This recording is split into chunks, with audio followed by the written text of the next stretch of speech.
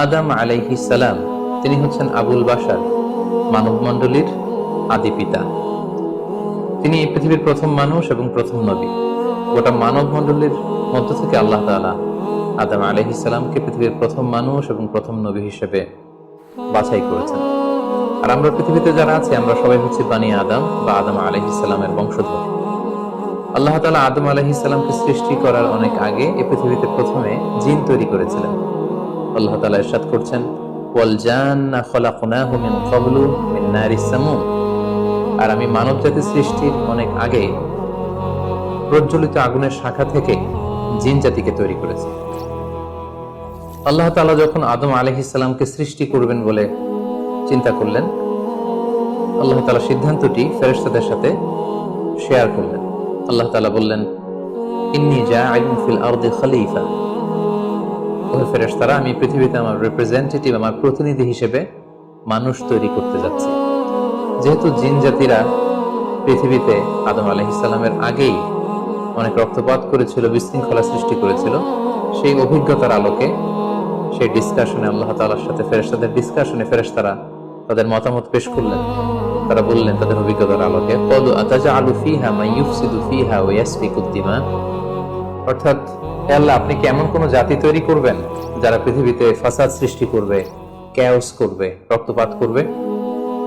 নাহনু নুসাব্বিহু বিহামদিকা ওয়া নুকদ্দিসু লাক। আমরা তো আপনার তাসবিহ করি, আপনার প্রশংসা করি, আমরাই তো ভালো, কেন আপনি আবার মানুষ বানাতে যাবেন? আল্লাহ তাআলা বললেন, ইন্নী আ'লামু মা লা তা'লামুন।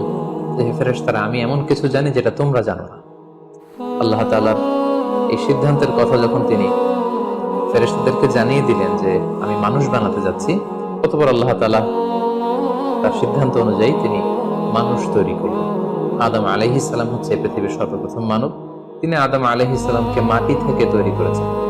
এই ভূপৃষ্ঠের যত জায়গায় যত ধরনের মাটি আছে, সব মাটিগুলোকে সেখান থেকে কিছু কিছু অংশ নিয়ে আল্লাহ তাআলা আদম আলাইহিস সালামকে তৈরি করলেন। আল্লাহ তাআলা ইরশাদ করছেন, ইন্নী খালিকুম বাশারাম মিন তিন। নিশ্চয় আমি মানব জাতিকে মাটি থেকে তৈরি করেছি। এজন্য বলা হয়ে থাকে মাটির মানুষ বা আদম হচ্ছে মাটির তৈরি। বেসিকলি আমরা সবাই আমাদের মা এবং বাবা থেকে তৈরি হয়েছি, তাদের স্পার্ম থেকে, ওভাম থেকে। যেহেতু মানুষের এই বীর্য বা স্পার্মটি আমাদের খাবার দাবারের একটা শক্তি রস বা নির্যাস, এবং আমাদের খাবার দাবার ফলমূল এগুলো আসে বেসিকলি মাটি থেকে, সেই দিকে ইঙ্গিত করে আমাদেরকে বলা হয় যে আমরাও হচ্ছি মাটির তৈরি।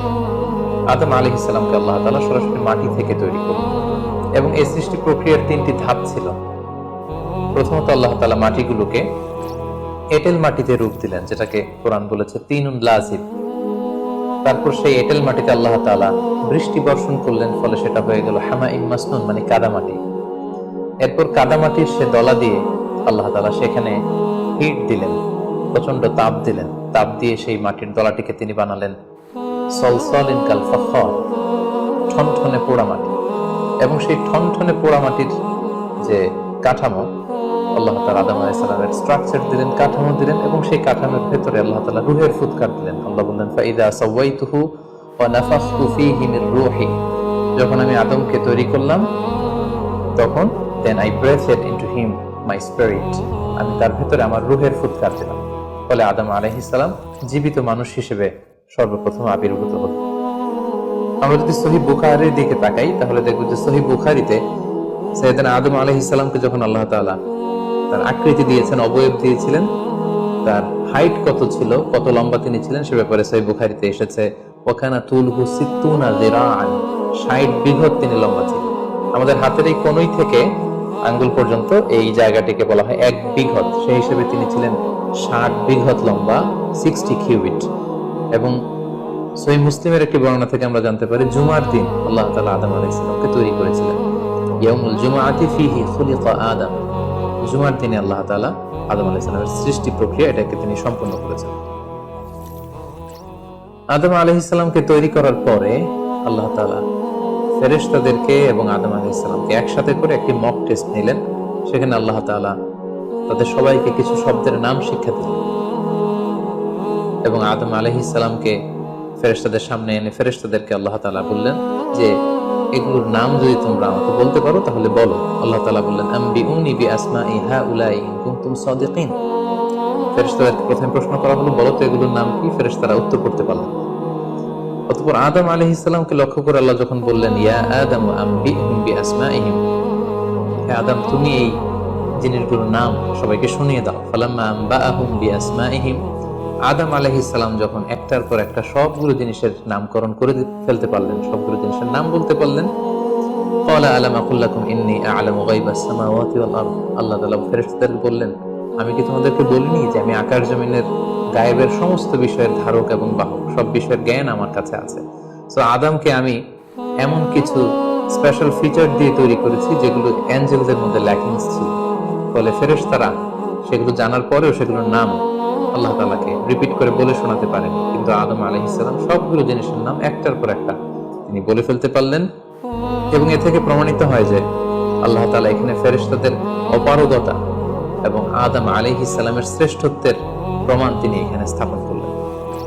অনেকে প্রশ্ন করে থাকে যে আল্লাহ তাআলা আদম আলাইহিস সালামকে স্পেশালি এই জিনিসগুলোর নাম শিক্ষা দিয়েছিলেন, ফলে আদম আলাইহিস সালাম বলতে পেরেছেন, কিন্তু ফেরেশতাদেরকে তো এই জিনিসগুলোর নাম শিক্ষা দেওয়া হয়নি, তো তারা কি করে বলবে? কোরআনের কোথাও এটা সুস্পষ্ট বলা হয়নি যে আল্লাহ তাআলা যখন এই জিনিসগুলোর নাম শিক্ষা দিচ্ছিলেন তখন আলাদা করে আদম আলাইহিস সালামকে শিক্ষা দিচ্ছিলেন। বরং এমনও হতে পারে যে শেখানোর প্রক্রিয়াটি যখন চলছিল তখন ফেরেশতা এবং আদম তারা সকলেই উপস্থিত ছিল, কিন্তু আদম আলাইহিস সালামকে আল্লাহ তাআলা এমন কিছু মানবিক বৈশিষ্ট্য, স্পেশাল ফিচার দিয়ে তৈরি করেছেন যার ফলে তিনি এগুলোর উত্তর করতে পেরেছিলেন। কিন্তু ফেরেশতাদের মধ্যে বিষয়গুলো না থাকার কারণে ফেরেশতারা সেগুলোর উত্তর করতে পারেনি। ফেরেশতাদের সামনে আদম আলাইহিস সালামের শ্রেষ্ঠত্বের প্রমাণ হওয়ার পরে আল্লাহ তাআলা সকল ফেরেশতাদেরকে আদেশ করলেন যে তোমরা আদম আলাইহিস সালামকে একটা সম্মানসূচক সিজদা দাও, যেটাকে অনারারি প্রস্ট্রেশন বলে। আল্লাহ তাআলা বললেন, উসজুদু লিআদম ফাসাজাদু ইল্লা ইবলিস আবা ওয়াস্তাকবারা ওয়া কানা মিনাল কাফিরিন। আল্লাহ তাআলা আদেশ দেওয়ার সাথে সাথেই সকল ফেরেশতারা সিজদা দিল। আসলে এই সিজদাটা কেমন ছিল আমরা জানি না। আমরা সাধারণত রুকু করলে we just bow down our head just little bit, আমরা আমাদের মাথা একটু নিচু করি। আমরা যখন সিজদা দেই আমরা আমাদের কপাল মাটিতে ছুঁয়ে দেই, এটা হচ্ছে আমাদের সিজদা। কিন্তু ফেরেশতাদের সিজদা আসলে আদতে কেমন ছিল আমরা জানি না। এজন্য ফেরেশতাদের কোনো বিষয়, জিনদের কোনো বিষয়, এটা যদি আমরা আমাদের মতো করে কল্পনা করি এটা ভুল হবে। বরং যেভাবে সিজদা দেওয়ার দরকার ছিল ফেরেশতারা ঠিক সেভাবেই আদম আলাইহিস সালামকে সিজদা দিয়েছেন।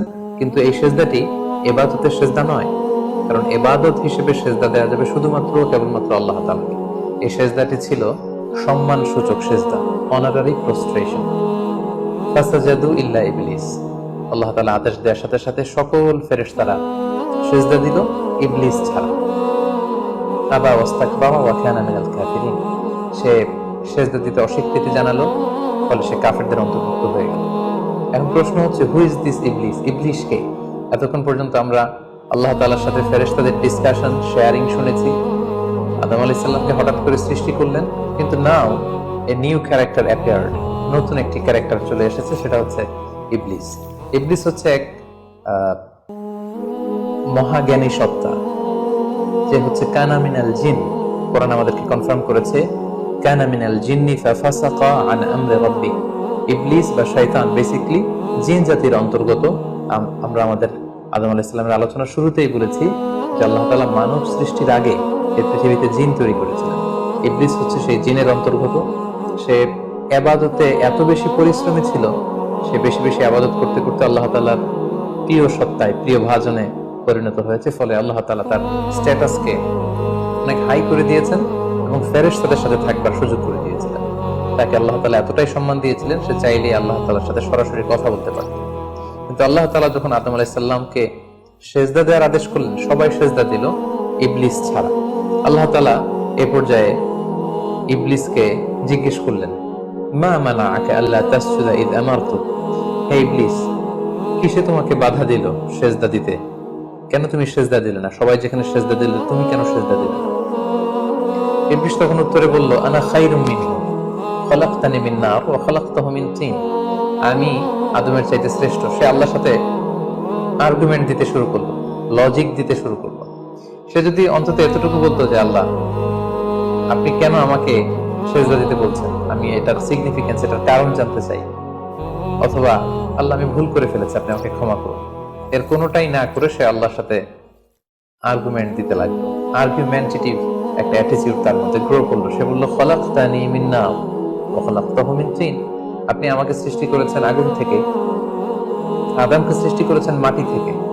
আগুন হচ্ছে ঊর্ধ্বমুখী, আগুনের লেলিহান শিখা দাউ দাউ করে উপরের দিকে উঠতে থাকে, আর মাটির চাকা ঢিলা, ছেড়ে দিলে নিচে পড়ে যায়। সো ঊর্ধ্বমুখী কোনো জিনিস তো নিম্নমুখী কোনো জিনিসের কাছে নত হতে পারে না। আমি কেন সেজদা দেব? সে যখন আল্লাহ তাআলার কাছে এইভাবে যুক্তিতর্ক স্থাপন করলো, আল্লাহ তাআলা তার র্যাঙ্কিং কে নষ্ট করে দিলেন। আল্লাহ বললেন যে তুমি বিতাড়িত, অভিশপ্ত, লাঞ্ছিত এবং ধিক্কৃত। আল্লাহ তাআলা তার যে হাই র্যাঙ্ক এবং স্ট্যাটাস, সেই পদমর্যাদা, তাকে পদমর্যাদাচ্যুত করা হলো। ফলে সে তার আগের অবস্থানে আর থাকলো না। সে আল্লাহ তাআলাকে এবার বলতে আরম্ভ করলো, ক্বালা আনজিরনি ইলা ইয়াউমি ইউবআসুন। হে আল্লাহ, এত বছর আমি ইবাদত করার পরে আপনার প্রিয় ভাজন হলাম, কিন্তু শুধু আদমকে সম্মান সূচক সেজদা প্রদর্শন না করার কারণে আপনি আমার স্ট্যাটাসকে নামিয়ে দিলেন, আপনি আমাকে ধিক্কৃত, অভিশপ্ত বলে ঘোষণা করলেন। তাহলে আমি আপনার কাছে একটা জিনিস চাই, সেটা হচ্ছে আনজিরনি ইলা ইয়াউমি ইউবআসুন। আপনি আমাকে কিয়ামত পর্যন্ত হায়াত দিন, যাতে আমি কিয়ামত পর্যন্ত বেঁচে থাকতে পারি। এবং সে শুধু আল্লাহর সাথে আর্গুমেন্ট দিয়েই ক্ষান্ত হয়নি, সে এ পর্যায়ে আল্লাহ তাআলাকে চ্যালেঞ্জ ছুড়ে দিল। বেসিক্যালি যদিও ইবলিস এত ইবাদত করে আল্লাহ তাআলার প্রিয় হয়েছিল, ফেরেশতাদের পর্যায়ে চলে গিয়েছিল, আল্লাহ তাআলা তার সাথে ডিরেক্টলি কথা বলতো, কিন্তু ইবলিসের ভেতরে একটা সুপ্ত অহমিকা বোধ ছিল। আল্লাহ তাআলা চেয়েছেন এই ইনসিডেন্টের মধ্য দিয়ে সেই সুপ্ত অহমিকা বোধটা প্রকাশ করে দিতে। ইবলিস ভাবতো যে কেউ আমাকে ছাড়িয়ে যেতে পারবে না, আমি সবার চাইতে শ্রেষ্ঠ। সে বলেছিল, আনা খায়রুম মিনহু, আমি তার চেয়ে শ্রেষ্ঠ। তার ভেতরে যে সুপ্ত অহমিকা বোধ, এই যে অ্যারোগ্যান্স, এই যে ইগোইস্টিক সমস্যা, আল্লাহ তাআলা চেয়েছেন এই ঘটনার অবতারণা ঘটিয়ে ইবলিসের ভেতরকার এই অহমিকা বোধকে প্রকাশ করে দিতে, এবং সেটাই ঘটেছে। এবার সে আল্লাহ তাআলাকে চ্যালেঞ্জ দিয়ে বলল যে আল্লাহ, আপনি আমাকে কিয়ামত পর্যন্ত হায়াত দিন, লা আকউদান্না লাহুম সিরাতাকাল মুস্তাকিম। আপনার এই আদম সন্তান, বনি আদমের যারা পৃথিবীতে আসবে, তারা কি করে জান্নাতে যায় সেটা আমি দেখে নেব। আমি সিরাতুল মুস্তাকিমের সামনে বসে থাকবো, যাতে করে তারা সরল সঠিক পথ পেতে না পারে, তারা যাতে সত্যের পথে থাকতে না পারে। আমি তাদেরকে সুম্মা লাআতিয়ান্নাহুম মিন বাইনি আইদিহিম ওয়া মিন খালফিহিম ওয়া আন আইমানিহিম ওয়া আন শামাইলিহিম, সামনে থেকে, পেছন থেকে, ডান দিক দিয়ে, বাঁ দিক দিয়ে, সব দিক দিয়ে আমি তাদেরকে কুমন্ত্রণা দিব, ধোঁকা দিব, টেম্পটেশন দিব, হুইসপারিং করব। ফালা তাজিদু আকসারাহুম শাকিরিন, আপনি তাদেরকে শুকরগুজার, কৃতজ্ঞ বান্দাদের অন্তর্ভুক্ত পাবেন না। আল্লাহ তাআলা বললেন, লামান তাবিআকা মিনহুম লাআমলাআন্না জাহান্নামা মিনকুম আজমাইন। তুমি আমাকে চ্যালেঞ্জ দিচ্ছ, ঠিক আছে, আমিও তোমার চ্যালেঞ্জ নিলাম, চ্যালেঞ্জ অ্যাকসেপ্টেড। তোমাকে এবং তোমাকে যারা ফলো করবে, ফলোয়ারদেরকে, তাদের সবাইকে দিয়ে আমি জাহান্নামকে পরিপূর্ণ করব। আল্লাহ তাআলা ইবলিসকে কিয়ামত পর্যন্ত হায়াত দিলেন, তার চ্যালেঞ্জ গ্রহণ করলেন, এবং ইবলিসও তার মিশন এবং ভিশন ফিক্স করে নিল যে যে আদমের কারণে আজকে আমি এতটা ধিক্কৃত, অভিশপ্ত, লাঞ্ছিত, সে আদমকে এবং সে আদমের সন্তানদেরকে, বনি আদমকে আমি জাহান্নামে ঢুকানোর আগ পর্যন্ত ক্ষান্ত হব না। এবং আল্লাহ রাসূল সাল্লাল্লাহু আলাইহি ওয়াসাল্লাম বললেন যে ইন্না শাইতানা ইয়াজরি মিনাল ইনসানি মাজরাদ দাম, মানুষের রক্ত প্রবাহের সাথে ইবলিস মিশে যেতে পারে, সেখানে যে সে কুমন্ত্রণা দিতে পারে। সেই ঘটনার পর থেকে আল্লাহ তাআলার সৃষ্টির, দুইটি শক্তিশালী সৃষ্টির মধ্যে তৈরি হয়ে গেল চিরশত্রুতা, চির বিদ্বেষ, চিরদ্বন্দ্ব, শয়তান আর বনি আদম।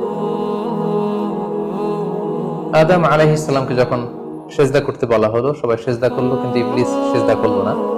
এই ঘটনার পর আদম আলাইহিস সালাম কেমন যেন একটু একাকিত্ব এবং অস্থিরতা ফিল করতে লাগলেন, লোনলিনেস, কারণ তার কোনো সাথী নেই, সঙ্গী নেই, প্রতিবেশী নেই, বন্ধু নেই, বান্ধব নেই, কেউ নেই।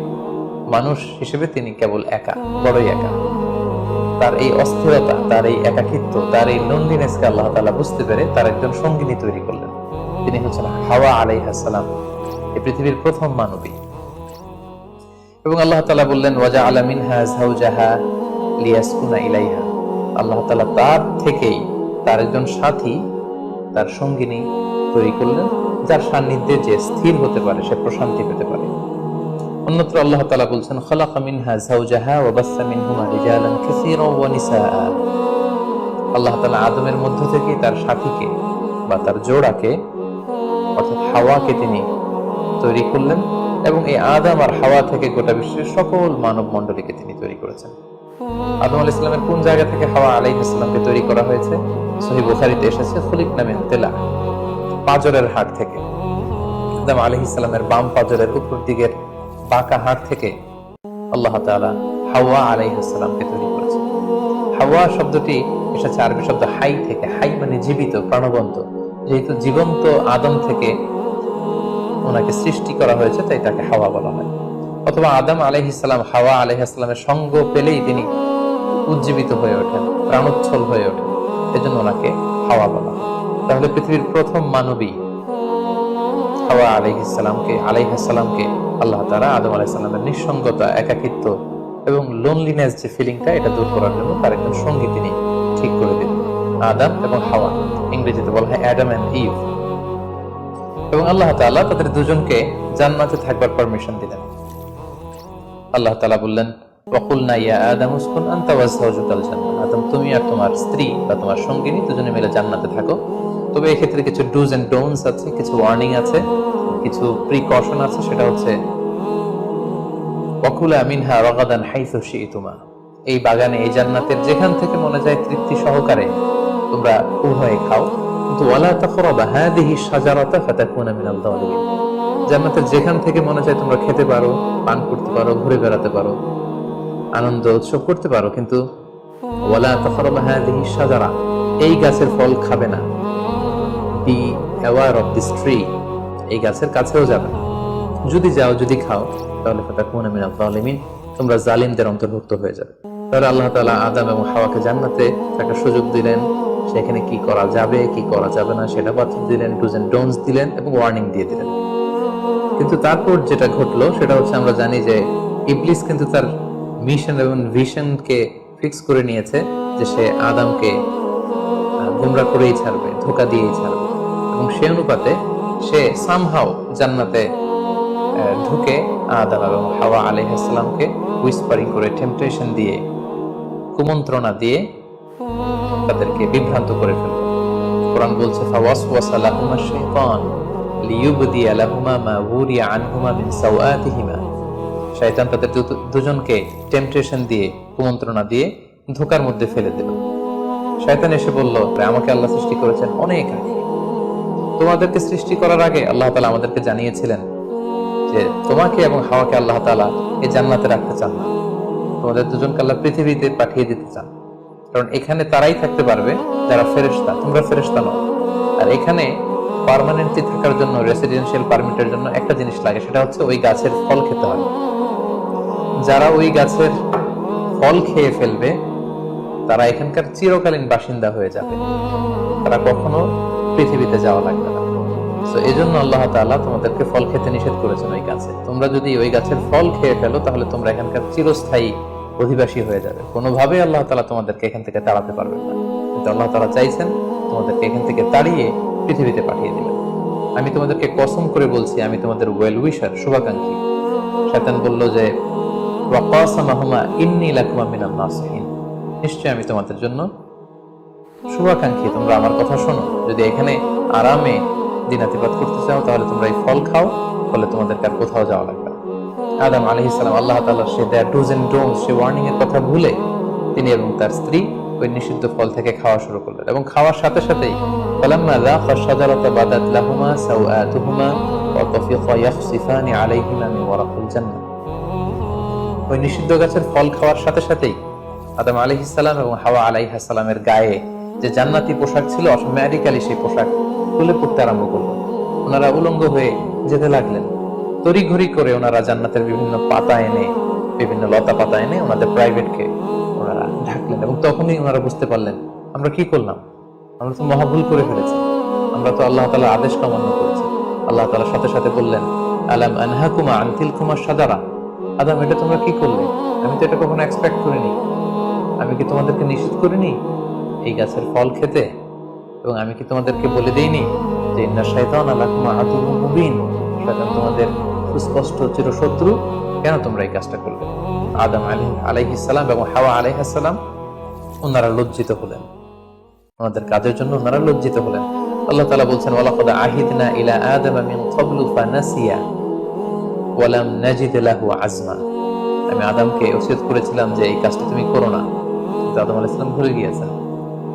আল্লাহ তাআলার আদেশ পালনে আল্লাহ বলছেন, আমি আদমকে দৃঢ় প্রত্যয়ী পাইনি। ফলে আদম আলাইহিস সালাম এবং হাওয়া আলাইহিস সালাম ওনারা নিজেদের ভুল বুঝতে পারলেন এবং অনুতপ্ত হলেন, লজ্জিত হলেন, আল্লাহ তাআলার কাছে ক্ষমা চাইতে লাগলেন। আল্লাহ তাআলা তাদেরকে ক্ষমার কিছু বাক্য শিখিয়ে দিলেন। ফাতালাক্কা আদামু মির রাব্বিহি কালিমাত, কিছু বাক্য শিখিয়ে দিলেন। সেই বাক্যগুলো কি ছিল? সেগুলো ছিল, রব্বানা যালামনা আনফুসানা ওয়া ইল্লাম তাগফির লানা ওয়া তারহামনা লানাকুনান্না মিনাল খাসিরিন। হে আল্লাহ, আমরা জুলুম করে ফেলেছি আমাদের নাফসের উপর, আমরা ভুল করেছি। আপনি যদি আমাদেরকে ক্ষমা না করেন, যদি রহম না করেন, আমরা তো ক্ষতিগ্রস্তদের অন্তর্ভুক্ত হয়ে যাব। আদম আলাইহিস সালাম এবং হাওয়া আলাইহিস সালাম উভয়ে অনুতপ্ত হলেন, লজ্জিত হলেন এবং চোখের পানি ছেড়ে এই দোয়াটি পড়ে পড়ে আল্লাহ তাআলার কাছে ক্ষমা চাইলেন এবং আল্লাহ তাআলা তাদের উভয়কে ক্ষমা করে দিলেন। এবার আল্লাহ তাআলা তাদের দুজনকে বললেন, যেহেতু তোমরা আমার আদেশকে মান্য করতে পারোনি, সেজন্য তোমাদেরকে পৃথিবীতে চলে যেতে হবে। ইহবিতু বা'দুকুম লিবা'দিন আদু, তোমাদেরকে পৃথিবীতে নামিয়ে দেয়া হলো। ওয়ালাকুম ফিল আরদি মুস্তাকাররু ওয়া মাতাউন ইলা হিন, এই পৃথিবী হবে তোমাদের আবাসস্থল। এই পৃথিবীতে অনেক জীবন উপকরণ তোমাদের জন্য থাকবে। ফিহা তাহইয়াউন ওয়া ফিহা তামুতুন ওয়া মিনহা তুখরাজুন, you live there, you die there, and you will be resurrected from there. তোমরা পৃথিবীতে বসবাস করবে, পৃথিবীতেই তোমাদের মৃত্যু হবে এবং এই পৃথিবীর কবর থেকেই, মাটি থেকেই তোমাদেরকে আবার আমি পুনরুত্থান করব। And this is my decision. Adam আলাইহিস সালাম এবং হাওয়া আলাইহিস সালাম পৃথিবীর প্রথম মানব এবং মানবীকে জান্নাত থেকে আল্লাহ তাআলা পৃথিবীতে নামিয়ে দিলেন এবং আল্লাহ বললেন যে তোমাদেরকে নামিয়ে দিয়ে আমি ক্ষান্ত হচ্ছি না। ফাইম্মা ইয়াতিয়ান্নাকুম মিন্নি হুদান, আমার গাইডেন্স তোমাদের কাছে আসবে। ফামাত্তাবিআ হুদায়া ফালা ইয়াযিল্লু ওয়া লা ইয়াশকা, আমার দেয়া পথ নির্দেশিকা এবং গাইডেন্স যারা মেনে চলবে তারা কখনো পথভ্রান্ত হবে না, তারা কখনো গোমরা হবে না। অতঃপর আল্লাহ তাআলা তাদের দুজনকে পৃথিবীতে নামিয়ে দিলেন। আদম এবং হাওয়া কোথায় নামিয়ে দিলেন এ ব্যাপারে ঐতিহাসিকদের মধ্যে মতভেদ পাওয়া যায়। কিছু কিছু ঐতিহাসিকগণ বলেন যে আদম আলাইহিস সালামকে মক্কা এবং তায়েফের মাঝখানে দাহনা নামক একটা জায়গায় আল্লাহ নামিয়ে দিয়েছেন। কোন কোন বর্ণনা মতে পাওয়া যায় যে আদম আলাইহিস সালামকে আল্লাহ তাআলা ইন্ডিয়ান সাবকন্টিনেন্টে শ্রীলঙ্কার সিংহাল নামক একটা জায়গায় পাঠিয়েছেন এবং তারা সেখানে অ্যাডামস পিক নামে একটি পাহাড়ের কথা বলে থাকেন, যেখানে আদম আলাইহিস সালামের ফুটপ্রিন্ট বা পায়ের ছাপ সংরক্ষিত আছে বলে অনেক ঐতিহাসিকগণ মত প্রকাশ করেছেন।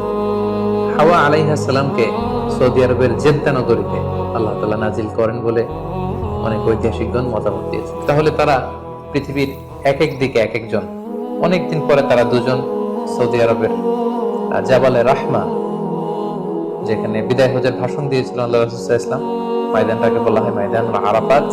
আরাফাতের ময়দানে ওনারা আবার রিইউনাইটেড হয়েছেন এই পৃথিবীর বুকে। সম্মানিত, শুধু এ পর্যায়ে আমরা জানবো how was the life of Adam and Eve on আর্থ।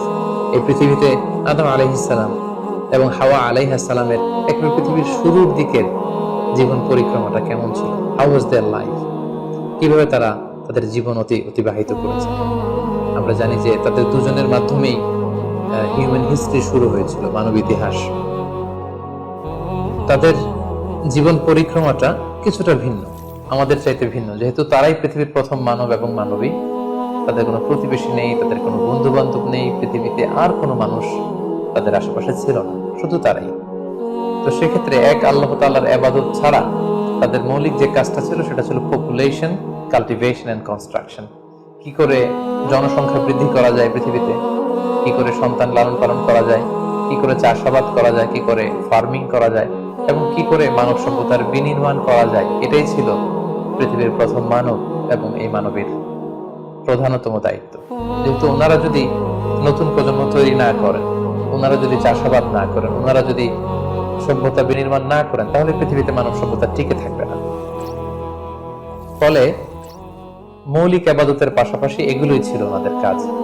আল্লাহ তাআলা সব শিখিয়ে দিলেন কিভাবে গাছ রোপণ করতে হয়, কিভাবে চাষাবাদ করতে হয়, কিভাবে ছাগল গরু এগুলো লালন পালন করতে হয় এবং সেখান থেকে কিভাবে দুধ দহন করে নিজেদের খাবারের যোগান দিতে হয়। বেসিক্যালি আদম আলাইহিস সালামের কাছে যে সহিফাগুলো নাজিল হয়েছিল সেখানে শরীয়তের মূল নীতির চাইতে কিভাবে পৃথিবী আবাদ করতে হবে এই বিষয়গুলোই বেশি স্থান পেয়েছে। এক্ষেত্রে সবচেয়ে মজার ব্যাপার হচ্ছে আদম আলাইহিস সালামের এই জীবন পরিক্রমার সবচেয়ে গুরুত্বপূর্ণ একটি মজার বিষয় হচ্ছে যে কিছুদিন পরেই তাদের কুলকে আলোকিত করে, তাদের সংসারকে আলোকিত করে নতুন প্রজন্ম আসতে শুরু করলো। এবং আদম আলাইহিস সালাম এবং হাওয়া আলাইহিস সালামের মাধ্যমে যে সন্তানরা পৃথিবীতে আসতো তারা ছিল অলওয়েজ টুইন বেবি বা যমজ সন্তান হিসেবে আসতো।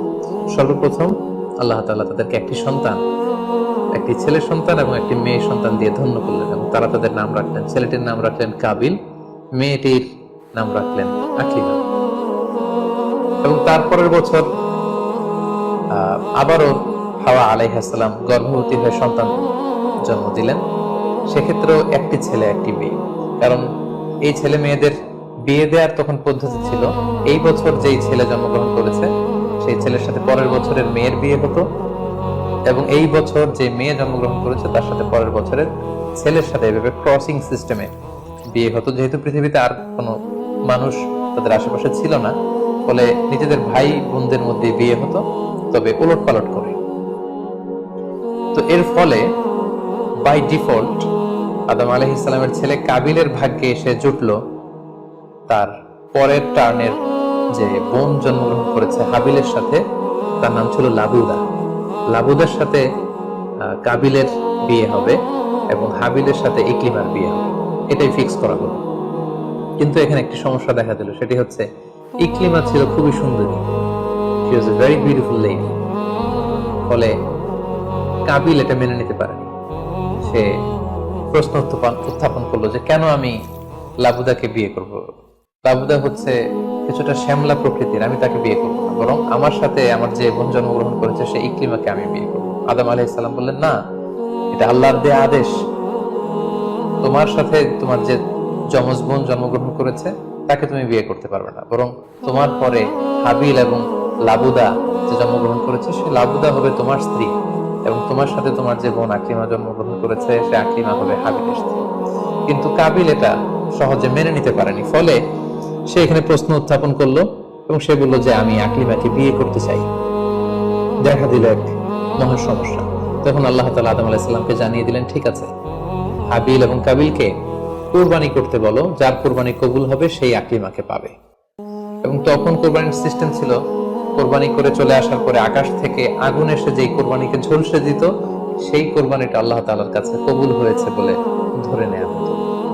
আদম আলাইহিস সালামের ছেলে কাবিল বেসিক্যালি চাষী ছিল, সে এক বস্তা গম আল্লাহর রাস্তায় কোরবানি করলো। আর হাবিল সে মেষ চড়াতো, ছাগল চড়াতো, সে একটি বকরি জবাই করে আল্লাহর রাস্তায় কোরবানি করলো এবং তারা অপেক্ষা করতে লাগলো যে কার কোরবানি কবুল হয়। দেখা গেল আকাশ থেকে আগুন এসে হাবিলের বকরি বা ছাগলটাকে ঝলসে দিয়েছে, কিন্তু কোনো আগুন এসে কাবিলের গমের বস্তাকে বা গমের স্তূপকে ঝলসে দেয়নি। ফলে প্রমাণিত হলো যে হাবিলের কুরবানি আল্লাহ তাআলার দরবারে কবুল হয়েছে এবং আল্লাহ তাআলার দেয়া আগের বিধান অনুযায়ী হাবিলই আকলিমাকে বিয়ে করার সুযোগ পাবে। এই কথাটি আল্লাহ তাআলা খুব সুন্দর করে কোরআনুল কারীমে উল্লেখ করেছেন। আল্লাহ বলছেন, ফাতুকবিলা মিন আহাদিহিমা ওয়া লাম ইউতাকাব্বাল মিনাল আখার। তাদের একজনের কুরবানি কবুল হলো, আরেকজনের ঠিক হলো না। ফলে হাবিল আকলিমাকে বিয়ে করার সুযোগ পেল। কিন্তু কাবিল এতে আরো প্রচন্ড জেলাসি ফিল করতে লাগলো। সে হিংসায় জ্বলে পুড়ে অত্যন্ত রেগে গিয়ে বলল, লা আক্তুলান্নাক, হাবিল আমি তোমাকে হত্যা করব, তোমাকে হত্যা করে হলেও আমার সুন্দরী বোন আকলিমাকে আমি ছিনিয়ে নিব। তখন হাবিল বলতে লাগলো যে লা ইন বাসাত্তা ইলাইয়া ইয়াদাকা লিতাকতুলানি মা আনা বিবাসিতি ইয়াদিয়া ইলাইকা লিআকতুলাক। অর্থাৎ, হে কাবিল, তুমি যদি আমাকে হত্যা করতে অগ্রগামী হও, হাত বাড়াও, আমি আমার হাতকে বাড়াবো না তোমাকে আঘাত করার জন্য। কারণ তুমি যদি আমাকে হত্যা করো তাহলে আমার পাপ, তোমার পাপ সবটাই তোমার ঘাড়ে বর্তাবে, আর আমি এত বড় পাপ কাজ কখনোই করতে চাই না। কাবিল এ কথাতেও ক্ষান্ত না হয়ে সে হত্যা করতে উদ্ধত হলো এবং সে তার কথা মতো তার ভাই হাবিলের উপর চড়াও হয়ে আক্রমণ করে তার আপন ভাই হাবিলকে সে হত্যা করে ফেলল। কোরআন বলল, ফাকাতালা ফাসবাহা মিনাল খাসিরিন। কাবিল হাবিলকে হত্যা করে ফেলল। প্রতিহিংসার অনলে জ্বলে পুড়ে শয়তানের কুমন্ত্রণায় পৃথিবীর প্রথম হত্যাকাণ্ড, the first murder ever in the world, পৃথিবীর প্রথম হত্যাকাণ্ড সংঘটিত হলো। এবং হত্যাকারী ছিল আদম আলাইহিস সালামের ছেলে কাবিল, এবং এই পৃথিবীর প্রথম নিহত মানুষের নাম হচ্ছে হাবিল। সহিহ বুখারীতে আল্লাহ রাসূল সাল্লাল্লাহু আলাইহি ওয়াসাল্লাম ইরশাদ করেছেন, আউয়ালু মান সান্নাল কতলা, কাবিল হচ্ছে ওই ব্যক্তি যে পৃথিবীতে সর্বপ্রথম হত্যার ট্র্যাডিশন চালু করেছে। কাবিলের আগে কেউই পৃথিবীতে হত্যাকাণ্ড ঘটায়নি, ফলে হাবিল হচ্ছে পৃথিবীর প্রথম শহীদ বা প্রথম নিহত মানুষ। এবং কাবিল যেহেতু এই হত্যার ট্র্যাডিশন করেছে, এই মার্ডারের ট্র্যাডিশন করেছে, ফলে পৃথিবীতে যারাই এই বিচার বহির্ভূত হত্যা বা অন্যায়ভাবে কাউকে হত্যাকাণ্ডের সাথে জড়িত হবে, তার একটি পার্সেন্টেজ গুণা কিয়ামত পর্যন্ত কাবিলের ভাগেও এটি যেতে থাকবে। এখন যে মজার ব্যাপারটি ঘটেছে সেটি হচ্ছে, কাবিল যখন হাবিলকে আক্রমণ করেছে, হাবিলকে নিহত করেছে, হত্যা করেছে, হত্যা করার পরে হাবিল লাশ হয়ে শুয়ে রইল। কারণ কাবিল যখন হাবিলকে আক্রমণ করেছে, হাবিলের গা থেকে যখন ব্লিডিং হয়েছে, সে ছটফট ছটফট করতে করতে এক পর্যায়ে মারা গেল। কিন্তু মারা যাওয়া কাকে বলে এটাও পৃথিবীর কেউ জানতো না। কাবিল নিজেও বুঝতে পারেনি যে এইভাবে আমি আঘাত করলে হাবিল এইভাবে মরে যাবে, তার ব্লিডিং হবে। মৃত্যু কি এটা তারা জানে না, কারণ এই পর্যন্ত এই পৃথিবীতে কেউ তো মারা যায়নি। ফলে সে দেখলো যে কিছুক্ষণ আগে আমার ভাই হাবিল আমার সাথে কথা বলছিল, এখন হাবিল আর কথা বলে না, চুপ করে শুয়ে আছে, নড়ে না চড়ে না। কাবিল তার ভাইকে কাঁধে নিয়ে ঘুরতে লাগলো। কি করবে? সে কথা বলে না কেন? কারণ এটা যে মৃত্যু, দিস ইজ দ্য ডেথ, এটা তাদের জানা ছিল না। এবং তার ভাইয়ের লাশকে সে কি করবে সে নিজে বুঝতে পারছিল না। তখন হাবিলকে শিক্ষা দেওয়ার জন্য আল্লাহ তাআলা একটি কাককে পাঠালেন। ফাবাআসাল্লাহু গুরাবান ইয়াবহাসু ফিল আরদি লিউরিয়াহু কাইফা ইউয়ারি সাওয়াতা আখি। দুটি কাক এসে একটি কাক আর একটি কাককে হত্যা করলো, এবং হত্যাকারী কাকটি তার ঠোঁট দিয়ে তার পা দিয়ে মাটি খুঁড়ে গর্ত করে সেই গর্তের ভেতরে মৃত কাকটিকে ফেলে আবার মাটি দিয়ে ঢেকে ফেললো। এই দৃশ্যটি হাবিল দেখে বুঝতে পারলো যে আমাকেও, আমার কাবিল দেখে বুঝতে পারলো আমাকেও একই কাজ করতে হবে। কাবিল তখন মাটি খুঁড়ে তার ভাই কাবিল হাবিলকে মাটি চাপা দিয়ে পৃথিবীর প্রথম ফিউনারাল বা বারিফাইং এর যে সিস্টেম, কবর দেওয়ার যে প্রক্রিয়া, এটা তিনি সামনে। আদম আলাইহিস সালাম তখন চলে গিয়েছিলেন মক্কায় কাবা নির্মাণের কাজে বা হজের কাজে। সেখান থেকে ফিরে এসে এই ঘটনা শুনে তিনি অত্যন্ত দুঃখ পেলেন। তিনি কাবিলকে ভর্ৎসনা করলেন এবং আদম আলাইহিস সালামের সন্তান সন্ততি সবাইকে ডেকে তিনি নাসিহত করলেন, এক আল্লাহর আদেশ মেনে নেওয়ার জন্য তিনি সবাইকে আহ্বান জানালেন। হাবিলের পরবর্তীতে আল্লাহ তাআলা ইওয়াদান আন হাবিল, হাবিলের পরিবর্তে তিনি শীস আলাইহিস সালামকে আদম আলাইহিস সালামের ছেলে হিসেবে পৃথিবীতে দান করলেন। হাওয়া আলাইহিস সালামের কোল জুড়ে পৃথিবীতে আসলো শীস, এবং তার সাথে তার টুইন বোন হাজরা পৃথিবীতে আসলো। এবং আদম আলাইহিস সালামের পরে শীস আলাইহিস সালামকে আল্লাহ তাআলা নবী হিসেবে সিলেক্ট করলেন। এবং সহিহ ইবনে হিব্বানের একটি বর্ণনা এসেছে, যদি বর্ণনাটি দুর্বল, যে শীস আলাইহিস সালামের কাছে আল্লাহ তাআলা 50টি সহিফা নাজিল করেছিলেন। দেখতে দেখতে আদম আলাইহিস সালাম তার জীবনের 1000 বছর পূর্ণ করলেন। তিনি বয়োবৃদ্ধ হয়ে আসলেন এবং তার এই নবুয়তের দায়িত্ব আল্লাহ তাআলা শীস আলাইহিস সালামের কাঁধে দেওয়ার পরে আদম আলাইহিস সালামের পৃথিবী থেকে বিদায় নিলেন। কোথায় তাকে কবর দেওয়া হয়েছে? ঐতিহাসিকদের মধ্যে একাধিক মত পাওয়া যায়। কোন কোন বর্ণনা মতে ওনাকে মক্কাতে কবরস্থ করা হয়েছে, কোন কোন ঐতিহাসিক বর্ণনা মতে ওনাকে বাইতুল মাকদাসে কবরস্থ করা হয়েছে। আর ঠিক এভাবেই পৃথিবীর প্রথম মানব এবং প্রথম নবী আদম আলাইহিস সালাম এই পৃথিবী থেকে বিদায় নিয়ে পরপারে পাড়ি জমালেন। সম্মানিত শুধু আদম আলাইহিস সালামের এই জীবনী থেকে আমাদের জন্য কি শিক্ষা? কেন আল্লাহ তাআলা কালামুল্লাহ মাজিদে কুরআন কারীমে নবীদের ঘটনাগুলো বর্ণনা করেছেন? কেন আদম আলাইহিস সালামের ঘটনা আমাদেরকে শুনিয়েছেন? নিশ্চয়ই এর পেছনে কারণ রয়েছে। সেটি হচ্ছে আমরা যাতে করে এই জীবনী থেকে আমাদের প্রাত্যহিক জীবনের জন্য শিক্ষা, লেসন, এগুলো যাতে গ্রহণ করতে পারি। আদম আলাইহিস সালামের এই বর্ণাঢ্য জীবনী থেকে, সংগ্রামী জীবনী থেকে আমরা কি শিখতে পারি, কি কি লেসন আমাদের জন্য রয়েছে, এ পর্যায়ে আদম আলাইহিস সালামের জীবনী থেকে শিক্ষাগুলো আমরা আলোচনা করব। আদম আলাইহিস সালামের জীবনী থেকে প্রথম যে শিক্ষাটা আমরা পাই সেটা হচ্ছে সৃষ্টির জন্য অহংকার করা বা অ্যারোগেন্স এটা শোভা পায় না। অহংকার করা এটা হচ্ছে স্রষ্টার বৈশিষ্ট্য। কোন সৃষ্টি কখনো অহংকার করতে পারে না। আল্লাহ তাআলা বলেছেন হাদিসে কুদসিতে, আল কিবরিয়া উরিদাই, অহংকার হচ্ছে আমার চাদর, এজন্য যে অহংকার করবে ওকে আমি জাহান্নামে নিক্ষেপ করব। কিন্তু শয়তানের ক্ষেত্রে আমরা এই মিস্টেকটাই দেখেছি। সে অহংকারের ফাঁদে পা দিয়ে আল্লাহ তাআলার আদেশ অমান্য করেছে এবং সে ধিক্কৃত, অভিশপ্ত একটা সত্তায় পরিণত হয়েছে। এবং সে বলেছে যে আনা খায়রুম মিনহু, আমি আদমের চাইতে শ্রেষ্ঠ। কোন বিশ্বাসী, কোন প্র্যাকটিসিং মুসলিম কখনো নিজেকে বড় মনে করতে পারে না। ইসলাম আমাদেরকে এটা শেখায়। নিজেকে বড় মনে করা এটা হচ্ছে শয়তানের স্বভাব, যেটা আমরা আদম আলাইহিস সালাম এবং শয়তানের যে ঘটনা, ইনসিডেন্ট, সেখান থেকে আমরা জানতে পারলাম। নিজেকে বড় মনে করা এটা শয়তানের অ্যাটিটিউড। বিশ্বাসীরা কখনো নিজেকে বড় মনে করে না, তারা কখনো অ্যারোগ্যান্ট অ্যাটিটিউডের হতে পারে না। কারণ আল্লাহ রাসূল সাল্লাল্লাহু আলাইহি ওয়াসাল্লাম আমাদেরকে শিখিয়েছেন, আল্লাহুম্মা জাআল ফি আইনি সাগীরা ওয়া ফি আ'ইউনিন নাসি কাবীরা। হে আল্লাহ, আপনি আমার চোখে আমাকে ছোট বানান, মানুষের চোখে আপনি আমাকে বড় বানান। আপনি নিজেকে কখনো বড় বলে উপস্থাপন করতে পারবেন না। আপনি বড়, এটা আপনার মুখে বলা শোভা পায় না, বরং আপনি বড় কিনা ছোট এটা মানুষ প্রমাণ করবে, সেটা মানুষ ডিসাইড করবে। এজন্য আল্লাহ রাসূল সাল্লাল্লাহু আলাইহি ওয়াসাল্লাম বলতেন, হে আল্লাহ, আমার চোখে আপনি আমাকে ছোট বানান, মানুষের চোখে আপনি আমাকে বড় বানান। তাহলে আদম আলাইহিস সালাম এবং ইবলিসের এই ঘটনা থেকে আমরা প্রথম যে শিক্ষাটা পাই সেটা হচ্ছে আমরা যেন কখনো আমাদের অন্তরে অহমিকা বোধ লালন না করি, আমরা যেন এই ইগোইস্টিক সমস্যাতে না ভুগি, আমরা কখনো যেন অহংকারী না হই, বরং আমরা যেন বিনয়ী হতে পারি। বিনয়ী বান্দাদেরকে আল্লাহ তাআলা পছন্দ করেন। নিজেকে বড় মনে করা এটা হচ্ছে শয়তানের স্বভাব, এবং সে নিজেকে বড় মনে করেই সে অভিশপ্ত হিসেবে চিহ্নিত হয়েছে। আদম আলাইহিস সালামের ঘটনা থেকে আরো একটি শিক্ষা আমরা যেটি পাই সেটি হচ্ছে শয়তানের প্রথম মিশন ছিল মানুষের দেহ থেকে পোশাক খুলে ফেলা। আমি আবারও বলছি, মানুষের দেহ থেকে পোশাক খুলে ফেলা, নগ্নতা বা অশ্লীলতা, এটা হচ্ছে শয়তানের প্রধান হাতিয়ার। আমরা এই ঘটনা থেকে জেনেছি যে আদম আলাইহিস সালাম এবং হাওয়া আলাইহিস সালাম তারা যখন ওই নিষিদ্ধ গাছ থেকে ভক্ষণ করলেন, তারা যখন নিষিদ্ধ ফলটি খেয়ে ফেললেন, সাথে সাথে জান্নাতের পোশাক তাদের দেহ থেকে খুলে পড়ে গিয়েছে। এবং কেন আদম আলাইহিস সালাম এবং হাওয়া আলাইহিস সালামকে শয়তান ওয়াসওয়াসা দিয়েছিল? সূরা আরাফ আল্লাহ বলছেন, লিউরিয়াহুমা সাওআতিহিমা, যাতে করে তাদের প্রাইভেট, তাদের লজ্জাস্থান প্রকাশিত হয়ে পড়ে।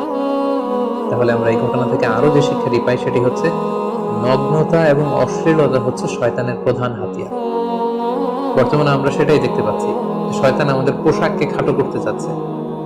দিনকে দিন আমাদের পোশাকের ধরন এমন হতে যাচ্ছে, বিশেষ করে আমাদের বোনদের বা নারীদের পোশাকের দিকে যদি আমরা তাকাই, এটা ছোট হতে হতে এমন একটা পর্যায়ে চলে যাচ্ছে, এর মাধ্যমে কিন্তু এই নিউডিটি বা নগ্নতা এবং অশ্লীলতার ছড়াছড়ি আমাদের সমাজে খুব বেড়ে গিয়েছে। এবং এটা ছিল শয়তানের প্রধান হাতিয়ার। আমাদের আদি পিতা এবং আদি মাতাকে এই নগ্নতা এবং অশ্লীলতার মাধ্যমেই, তাদের দেহ থেকে পোশাক খোলার মাধ্যমে কিন্তু শয়তান প্রথম তার শত্রুতা প্রকাশ করতে পেরেছিল। এবং কারা আসলে আমাদের শত্রু, কে আমার শত্রু, কে আমার বন্ধু, এটা আমাদেরকে জানতে হবে। আল্লাহ তাআলা খুব সুস্পষ্ট ভাবে কোরআনে বলেছেন যে ইন্নাহু লাকুম আদুউম মুবিন, তোমরা শয়তানের পদাঙ্ক অনুসরণ করো না, কারণ শয়তান হচ্ছে তোমাদের সুস্পষ্ট শত্রু। সো কে আমার বন্ধু, কে আমার শত্রু, এ ব্যাপারে যেন আমরা সুস্পষ্ট একটি ধারণা পেতে পারি। এই জন্য কোরআন আমাদেরকে জানিয়েছে শয়তান হচ্ছে আমাদের প্রকাশ্য শত্রু। আদম আলাইহিস সালামের এই স্টোরি থেকে আমরা আরো একটি শিক্ষা পাই, সেটা হচ্ছে আল্লাহ তাআলা যখন জান্নাতে আদম এবং হাওয়া আলাইহিস সালামকে থাকার সুযোগ দিলেন, আল্লাহ বললেন, ওয়ালা তাকরাবা হাযিহিশ শাজারা, খবরদার, যেটা মনে চায় খাও, কিন্তু ওই গাছের কাছেও যেও না। আল্লাহ তাআলা কিন্তু বলেননি ওই গাছের ফল খেও না, আল্লাহ বলেছেন কাছেও যেও না। এটা একটা কোরআনিক টার্ম, কাছেও যাওয়া যাবে না। ফল খাওয়া তো দূর কি বাত, ওই গাছের ফল খাওয়া তো অনেক পরের কথা, আগে কাছে গেলেই না ফল খাওয়া না খাওয়ার প্রসঙ্গটা আসে। এজন্য আল্লাহ তাআলা সাবধান করে বলে দিয়েছিলেন কাছেও যেও না। এটা কোরআনের একটা টার্ম। অশ্লীলতার ব্যাপারে যখন আল্লাহ আমাদেরকে সাবধান করেছেন, আল্লাহ বলেছেন ওয়ালা তাকরাবুজ জিনা, অশ্লীলতার কাছেও যেও না। যেখানে আল্লাহ তাআলা আমাদেরকে শেখাচ্ছেন যে কাছেও যেও না, কিন্তু আমরা আমাদের দেশে কাছে আসার গল্পের নাম কিন্তু এখন শুনছি। আমরা মোস্ট রিসেন্টলি কিছু বছর আগে ক্লোজ আপ ওয়ানের কাছে আসার দুর্দান্ত সব গল্প নিয়ে তারা কিছু প্রোগ্রাম করেছিলেন। সেখানে তরুণ তরুণীদেরকে খুব বেশি কাছে আসার জন্য তারা একে অপরের কাছে আসা, লাভ স্টোরি গুলো শেয়ার করা, এগুলো তারা প্রমোট করেছে। কিন্তু তার বিপরীতে কোরআনিক পয়েন্টস অফ ভিউ যদি আমরা দেখি, সেখানে কিন্তু আমরা ভিন্ন কনসেপশন দেখতে পাই। সেখানে কোরআন আমাদেরকে বলেছে যে কাছেও যাওয়া যাবে না, তোমরা কাছেও যেও না। সো এই বিষয়টি যেন আমরা মনে রাখবার চেষ্টা করি। আদম আলাইহিস সালামের ঘটনা থেকে আরো একটি শিক্ষা আমরা পাই, সেটা হচ্ছে শয়তান সবসময় আমাদেরকে অস্থির বানাতে চেষ্টা করে। মানে আমার আরো লাগবে, আমার আরো চাই, আমার আরো পেতে হবে। যেমন জান্নাতে নিঃসন্দেহে আদম এবং হাওয়া আলাইহিস সালামের জন্য কোনো অভাব ছিল না, সবকিছু সেখানে ছিল। তারপরেও কেন তাদেরকে, যেটাকে নিষিদ্ধ করা হয়েছে, ওই ফল কেন খাওয়া লাগবে? শয়তান এসে সেই কাজটাই করেছে। শয়তান বোঝাতে যাচ্ছে তোমাদের আরো লাগবে, আরো এই অফুরন্ত খাবার এবং নাজ নেয়ামতে তোমাদের হবে না, বরং যেটা আল্লাহ নিষেধ করেছে ওইটাতেই যেতে হবে। সো এটা হচ্ছে শয়তানের একটা ধোঁকা দেওয়ার পদ্ধতি। শয়তান সবসময় আমাদেরকে আরো চাই, আমাদের আরো লাগবে, আরো পাওয়ার জন্য শয়তান আমাদেরকে উৎসাহিত করে। এরকম আরো আরো করে যখন আমরা এসবের পেছনে ছুটতে থাকি, ফলে আমরা অস্থির হয়ে উঠি। শয়তান কখনোই চায় না আমরা যেন প্রশান্ত চিত্তের অধিকারী থাকি, আমরা যেন ধীরস্থির থাকি। আপনি যখনই ধীরস্থির হবেন, আল্লাহর সিদ্ধান্তে যখন আপনি সন্তুষ্ট হবেন, তখনই আপনার মনে একটা প্রশান্তি চলে আসবে। ফলে আপনি তখন আল্লাহকে নিয়ে ভাবার সুযোগ পাবেন, আপনার জীবনকে নিয়ে সন্তুষ্ট হবেন। তখন আপনার মধ্যে একটা কামনেস, একটা ট্রাঙ্কুইলিটি চলে আসবে। কখনোই শয়তান এটা চায় না, এবং শয়তান সবসময় একটা প্রতিযোগিতার মধ্যে রেখে আরো লাগবে, আরো চাই, এরকম একটা উন্মাদনা, অস্থিরতা শয়তান সবসময় আমাদের কাছে, আমাদের মধ্যে ছড়িয়ে দিতে চায়। এই গল্প থেকে আমরা আরো একটি জিনিস শিখতে পারি, সেটা হচ্ছে দ্য পাওয়ার অফ দোয়া। দোয়ার যে কত বড় শক্তি, একটু খেয়াল করে দেখুন যে আল্লাহ তাআলা শয়তানের দোয়াও কিন্তু ফিরিয়ে দেয়নি, কিন্তু আমরা অল্পতে নিরাশ হয়ে যাই। শয়তান বলেছিল, আল্লাহ তুমি আমাকে চিরকাল বেঁচে থাকার সুযোগ দাও, লম্বা হায়াত দাও। আল্লাহ এই দোয়া কবুল করলেন। শয়তান বললেন, আল্লাহ আমি ডানে বায়ে সামনে পেছনে সব দিক থেকে যেন আদম এবং হাওয়াকে, মানুষকে কুমন্ত্রণা দিতে পারি, তুমি সুযোগ দাও। আল্লাহ সুযোগ দিলেন, আল্লাহ দোয়া কবুল করলেন। শয়তান বলল, আল্লাহ আমি যেন মানুষের শিরায় উপশিরায় রক্তের প্রবাহের ভেতরে ঢুকে যেন আমি টেম্পটেশন দিতে পারি। আল্লাহ তাআলা এটাও কবুল করলেন।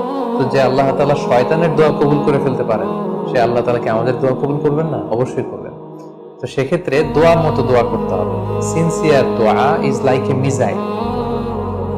আপনি যদি সিনসিয়ারলি দোয়া করেন, এটা মিসাইলের মতো। মিসাইল হামলা করলে যেমনি লক্ষ্যবস্তুতে যে ভেদ করে, তেমনি দোয়ার মতো যদি দোয়া করা যায়, চাওয়ার মতো যদি আল্লাহ তাআলার কাছে চাওয়া যায়, সেই দোয়াটাও আল্লাহ তাআলা কবুল করবেন। দোয়া ইজ ইটস অ্যান আর্ট, এটা একটা শিল্প। কেমন করে চাইতে হয়, কেমন করে দোয়া করতে হয়, সেটাও জানতে হয়। আমরা যখন আল্লাহ তাআলার কাছে চাইবো, আমরা যেন খুব সিনসিয়ারলি চাই। 5 নম্বর যেই শিক্ষাটি আমরা পাই, সেটা হচ্ছে রিপেন্টেন্স, অনুতপ্ত হওয়া। শয়তানও আল্লাহর আদেশ অমান্য করেছে, আদম আলাইহিস সালামও আদেশ অমান্য করেছে। আল্লাহ বলেছেন সিজদা দাও, শয়তান সিজদা না দিয়ে আদেশ অমান্য করল। আল্লাহ তাআলা আদমকে বলেছেন এই গাছের কাছে যেও না, আদম আলাইহিস সালাম ভুল করে খেয়ে তিনিও আদেশ অমান্য করলেন। পার্থক্যটা কোথায়? পার্থক্য হচ্ছে শয়তান ভুল করে, সে ভুলের উপর অটল থেকে গিয়েছিল, অহংকার করেছিল। কিন্তু আদম আলাইহিস সালাম ভুল করে তিনি অনুতপ্ত হয়েছিলেন। শয়তান ভুল করে ভুলের উপর স্থির থাকে, আর আল্লাহর প্রিয় বান্দারা ভুল করে তারা আল্লাহ তাআলার কাছে ক্ষমা চায়। আমরা মানুষ হিসেবে আমাদের ভুল হতেই পারে, এটা খুবই স্বাভাবিক। কুল্লুকুম খাত্তা, তোমরা সবাই পাপী, ওয়া খায়রুল খাত্তাইনা তাওয়াবুন। এই পাপীদের মধ্যে সবচেয়ে শ্রেষ্ঠ পাপী হচ্ছে যে পাপী পাপ করার পরে আল্লাহ তাআলার কাছে তওবা করে, অনুতপ্ত হয়। অনুতপ্ত বান্দার চোখের পানির যে কত পাওয়ার, জাহান্নামের আগুন কোনো কিছু দিয়ে নেভানো সম্ভব না, কিন্তু অনুতপ্ত বান্দার চোখের পানি দিয়ে জাহান্নামের আগুন নিভে যায়। একজন বান্দা যখন ভুল করে, পাপ করে, ভুল বুঝতে পেরে অনুতপ্ত হয়ে চোখের পানি ছাড়ে, তার চোখের পানি চোখ বেয়ে, তার নাকের ডগা বেয়ে মাটিতে পড়ার আগেই আল্লাহ অনুতপ্ত বান্দার সব গুনাহ মাফ করে দেন। তাই আমরা যেন আল্লাহ তাআলার কাছে অনুতপ্ত হতে পারি। শয়তান আল্লাহকে সেদিন চ্যালেঞ্জ দিয়ে বলেছিল, আল্লাহ আমি দেখে নেব কি করে তুমি তোমার বান্দাদেরকে জান্নাতে ঢুকাও। আল্লাহ তাআলা বললেন, চ্যালেঞ্জ অ্যাকসেপ্টেড, তোমার চ্যালেঞ্জকে আমি গ্রহণ করলাম। তুমি আজীবন আমার বান্দাদেরকে ধোঁকা দিবে, কিন্তু আমার বান্দা যখন অনুতপ্ত হয়ে চোখের পানি ছেড়ে ক্ষমা চাইবে, আমি জীবনের সব গুনাহ মাফ করে দেব। সো অনুতপ্ত হয়ে আল্লাহর কাছে চাওয়ার এই সুযোগকে যেন আমরা নষ্ট না করি। আমরা যেন ভুল করলে আল্লাহ তাআলার কাছে ক্ষমা চাই, আমরা যেন তাওবা করে ফিরে আসি। 6 নম্বর যে শিক্ষাটি আমরা আদম আলাইহিস সালামের গল্প থেকে পাই, সেটা হচ্ছে our life is full of struggle. আমাদের জীবনটা হচ্ছে খুবই স্ট্রাগল করে এই জীবনটাকে লিড করতে হয়।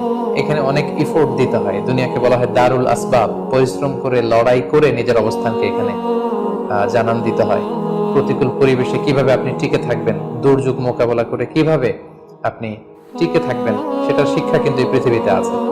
যেমন আদম আলাইহিস সালাম, হাওয়া আলাইহিস সালাম যখন পৃথিবীতে এসেছেন, তাদের জন্য সবকিছু যে একেবারে প্রিপেয়ার্ড ছিল, ব্যাপারটি এমন নয়। ওনাদেরকে কষ্ট করতে হয়েছে, ওনাদেরকে চাষাবাদ করতে হয়েছে, মেষ পালন করতে হয়েছে, গাছ রোপণ করতে হয়েছে, ঝড় ঝঞ্ঝা বন্যা, এই প্রতিকূল পরিবেশে তাদেরকে টিকে থাকার লড়াই করতে হয়েছে। ফলে এই পৃথিবীতে টিকে থাকতে হলে লড়াই করতে হয়, সংগ্রাম করতে হয়। এই জীবনটা হচ্ছে সংগ্রামময় একটা জীবন। ফলে আদম আলাইহিস সালামের এই সংগ্রামী জীবন থেকে আমরা এটাও বুঝতে পারি যে এখানে আমাদেরকে টিকে থাকার জন্য লড়াই করে করে নিজের অস্তিত্বের জানান দিতে হবে। সর্বশেষ আদম আলাইহিস সালামের জীবনী থেকে যে আমরা শিক্ষাটি পাই সেটা হচ্ছে এই পৃথিবীতে অনেক ধরনের ফিতনা আছে, এর মধ্যে নারী ঘটিত ফিতনা একটি বড় ধরনের ফিতনা, এবং এই পৃথিবীর প্রথম যে হত্যাকাণ্ড সেটা নারী ঘটিত কারণেই হয়েছে।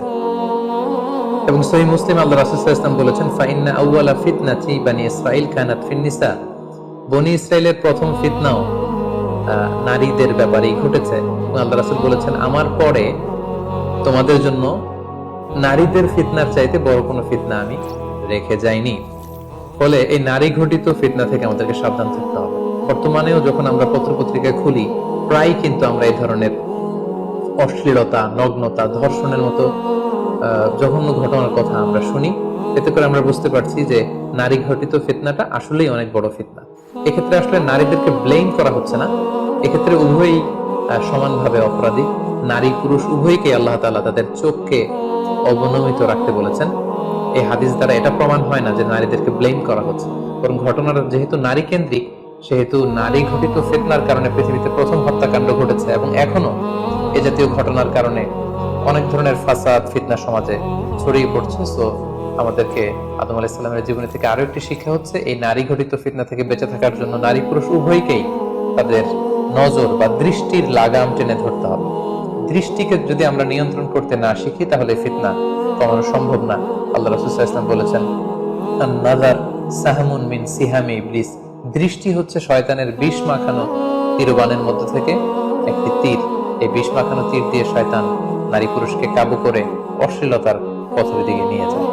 সম্মানিত শুধু এই ছিল আদম আলাইহিস সালামের সংগ্রামী জীবন কাহিনী এবং ওনার জীবনী থেকে আমাদের জন্য কিছু লেসন বা শিক্ষা। আল্লাহ তাআলা আমাদের সবাইকে নবীদের রেখে যাওয়া পথ এবং মতে তাদের অনুসৃত পথে আমাদেরকে পরিচালিত করুক। আসসালামু আলাইকুম ওয়া রাহমাতুল্লাহি ওয়া বারাকাতুহু।